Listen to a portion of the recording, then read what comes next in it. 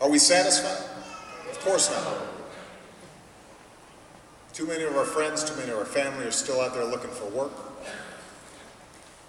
Too many homes are still underwater. Too many states are still laying off teachers and first responders. A crisis this deep didn't happen overnight.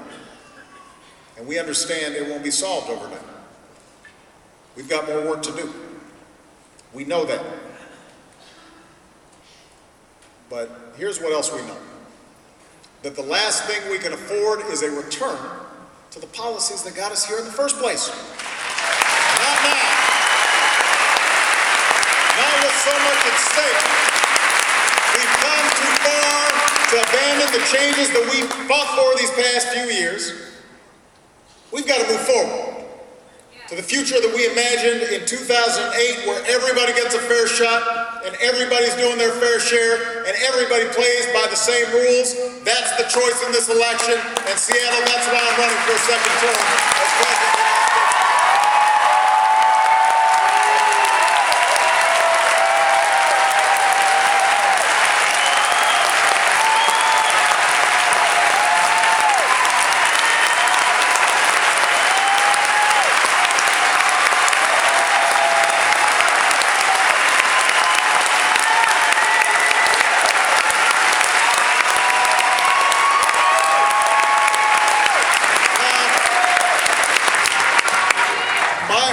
My opponent in this election, Governor Romney, he's a patriotic American. He's raised a wonderful family. He should be proud of the great personal success he's had as the CEO of a large financial firm.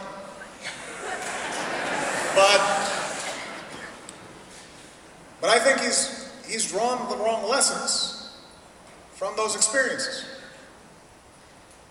He actually believes that if CEOs and the wealthiest investors like him get rich, that the rest of us automatically do too. When a woman in Iowa shared the story of her financial struggles, he gave an answer right out of an economics textbook. He said, "Our productivity equals our income." As if the only reason people can't pay their bills is because they're not productive enough. Well, that's not what's going on. Most of us who spent some time talking to people understand that the problem isn't that the American people aren't working hard enough, aren't productive enough. You've been working harder than ever. The challenge we face right now, the challenge we faced for over a decade, is that harder work isn't leading to higher incomes. Bigger profits haven't led to better jobs. What Governor Romney does not seem to get is that a healthy economy doesn't just mean maximizing your own profits through massive layoffs or busting unions.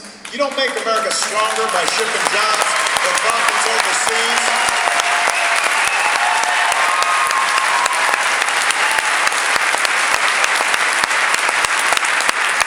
When you propose cutting your own taxes while raising them on 18 million families, that's not a recipe for economic growth. And by the way, there's nothing new about these ideas. I'm just starting to pay a little more attention to this campaign here. I keep on waiting for them to offer up something new. But it's just the same old stuff. It's the same agenda that they have been pushing for years.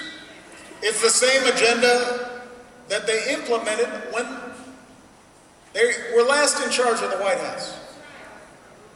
Although, as Bill Clinton pointed out a few weeks ago, this time their agenda's on steroids. This time they want even bigger tax cuts for the wealthiest Americans. This time they want even deeper cuts to things like education and Medicare and research and technology. This time they want to give banks and insurance companies even more power to do as they please. Now, somehow they think that these same bad ideas will lead to different results than they did the last time. Or they're hoping you won't remember what happened the last time when you tried their bad ideas. I'm here to say, Seattle, that we were there. We remember. We're not going back there.